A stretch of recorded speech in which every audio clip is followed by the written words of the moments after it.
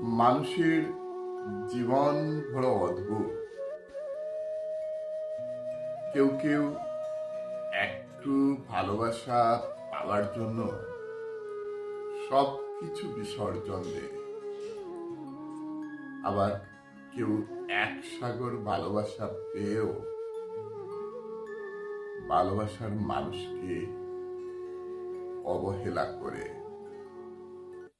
অনেকেই রয়েছে যারা ভালোবাসার মর্ম বুঝে না, ভালোবাসার অর্থ বুঝে না, স্নেহ, মায়া, মমতার মূল্য দেয়া জানে না।